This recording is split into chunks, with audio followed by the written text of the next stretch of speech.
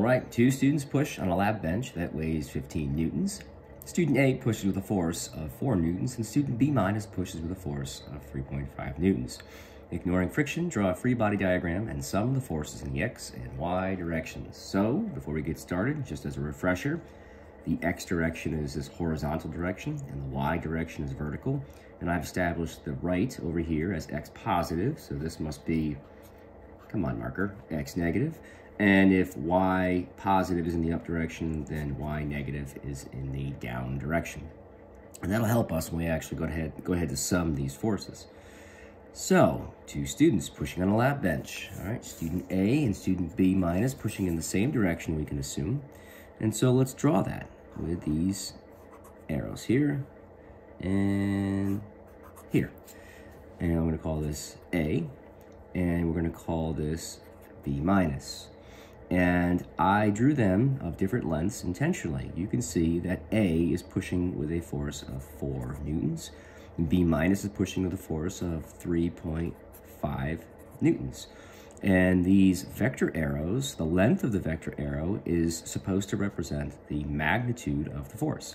So this one on the bottom should be slightly longer because it is slightly larger in magnitude.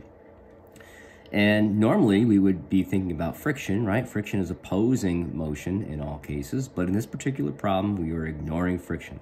So those are the only two forces to worry about in the X direction. What about the Y direction?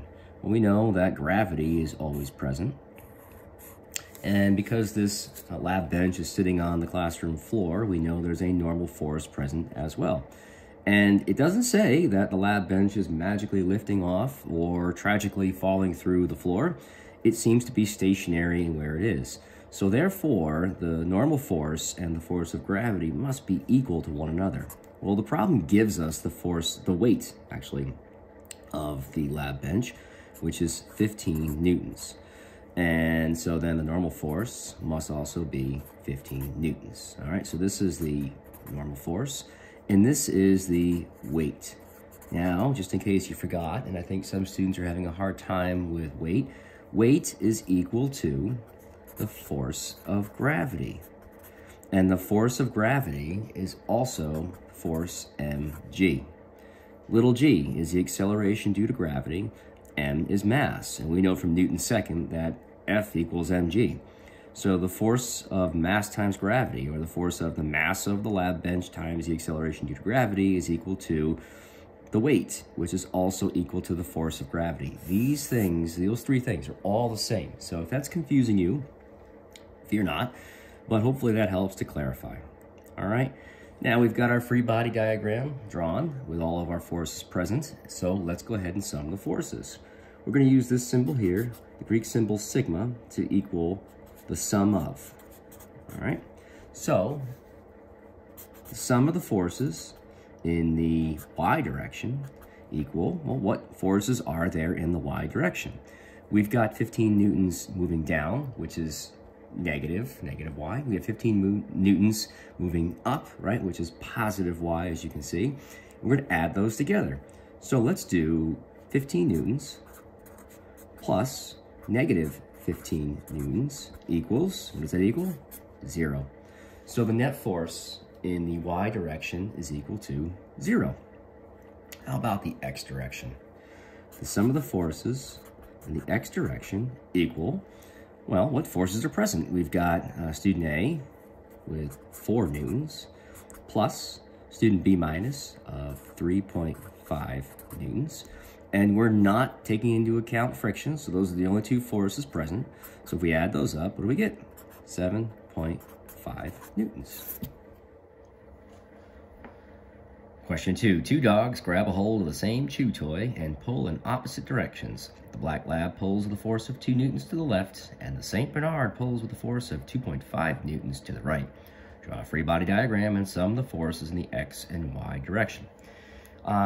I didn't say this on the first problem, I probably should have.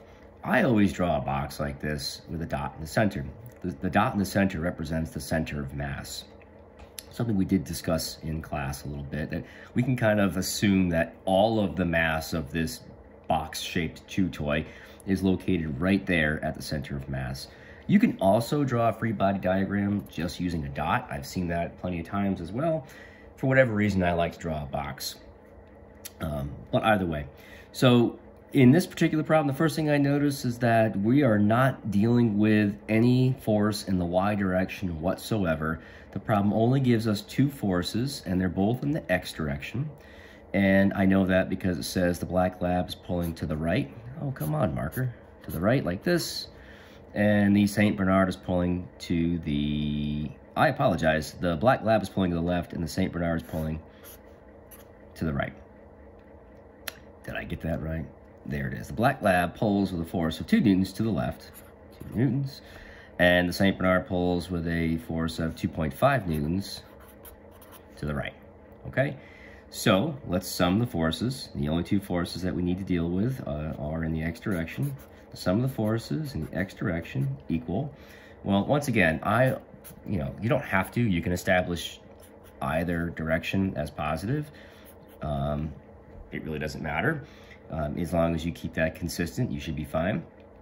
In this particular case, I'm going to go ahead and keep the right as x positive, and we're going to add these forces together. So I've got 2.5 newtons plus negative 2 newtons equals, what does it equal?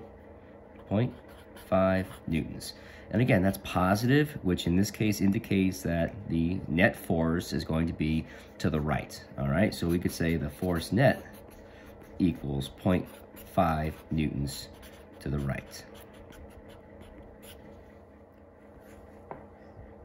All right, question 3. A 3 kilogram object is dropped from a cliff and is in free fall. Ignoring air resistance, draw a free body diagram and sum the forces in the x and y directions.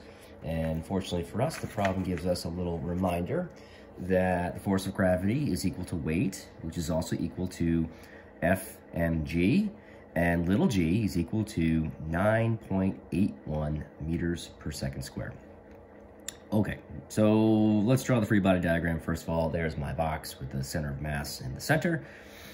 How many forces are in play? Is anything impacting the box? Are any forces applied in the x direction? It does not say so. How about in the y positive direction, as in up? Are there any forces acting on the object in the up direction? And this problem says we're going to ignore air resistance right there. So that means that the only force we have to deal with is in the down direction. And this is the force of gravity, or the weight, or the Fmg. Again, those are all the same thing. So we got to figure that out. There's our free body diagram, done. But we got to figure out what is the force of gravity. Well, how do we do that? And here's the answer right there. So F is going to equal 3 kilograms times little g, the acceleration due to gravity, 9.81, and this is meters per second squared. And before we go any farther, I think, I keep saying newtons, and I know I've said this, I've written it on the board a couple of times, but a newton is a derived unit. A newton is a kilogram times a meter per second squared. That right there is a newton. So if you're still confused about newtons, hopefully that clarifies things. All right. So the force of gravity, the only force that's in play right now, is 3 kilograms times 9.81 meters per second, which I did on my calculator before. And we're going to say that the force of gravity is equal to 29.43 newtons. All right. And I suppose if we want to consider our significant figures, we could do that. We know we have one significant digit here, so we can round this to 30 newtons. So the sum of the forces, the only force present, we can say the sum of the force in the y direction equals 30 newtons. There you go. Okay, number 4. A 7 kilogram wooden crate is pushed to the right with a force of 5 newtons. The frictional force acting against the crate is 4.8 newtons. Draw a free body diagram and sum the forces in the x and y direction.